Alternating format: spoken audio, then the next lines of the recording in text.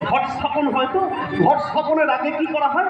অষ্টদল পদ্ম আঁকা হয়, হয়তো দেখেছেন 8টি পাপড়িযুক্ত পদ্ম পঞ্চশস্য ছড়িয়ে দেয়। তারপরে ঘট স্থাপন হলো। ঘটে থাকে জল, 100 আতপ চাল, তাতে থাকে পঞ্চরত্ন। দেখবেন বাজার থেকে কিনে নিয়ে আসেন, লেখা আছে কাগজে পঞ্চরত্ন। এগুলো লাগবে রাশি রাশি। আর যজ্ঞ পূর্ণ করতে যে ঘৃতটা লাগবে, পদ্মাবতী ঘৃত চাই হাজারো কলসি, পদ্মাবতী ঘৃত চাই হাজারো কলসি। এই কি ঘৃত বললো গো মা? হ্যাঁ, এরা কথা বলছে না কেমন? মেলায় ঘুরে ঘুরে কেলা হয়ে গেছে নাকি?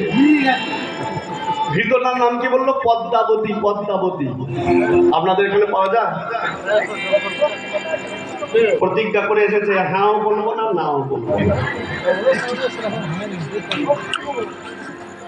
শ্রী ঘি পাওয়া যায়, গণেশ ঘি পাওয়া যায়, লক্ষ্মী ঘি পাওয়া যায়, কিন্তু যেখানেই যাই সন্ধান করি বলে ঠাকুর মশাই পদ্মাবতী ঘি নাই।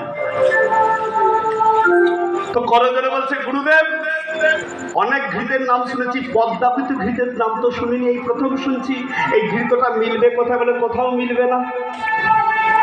আপনি যজ্ঞের জন্য এমন একটা ঘৃতের নাম বললেন যে কোথাও মিলবে না, তা আমি আনবো কোথা থেকে?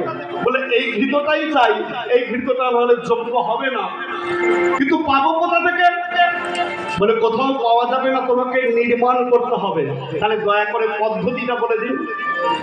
বলে বাছুর যখন গাভীর দুগ্ধ পান করবে, দুগ্ধ পান করার পর গাভীর পয় ধরে যে অবশিষ্ট দুগ্ধ থেকে যায়, খুব মন দিয়ে শুনুন, গাভীর দুগ্ধ যখন বাছুর পান করবে, দুগ্ধ পান করার পর গাভীর পয় ধরে যে অবশিষ্ট দুগ্ধ থেকে যায়, সেই দুগ্ধটা দহন করতে হবে।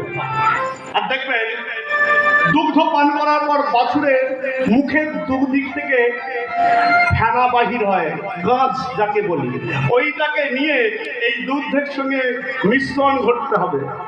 তার থেকে যে ননি উঠবে, তার থেকে সৃষ্টি হবে পদ্মাবতী ঘৃত। এটা চাই।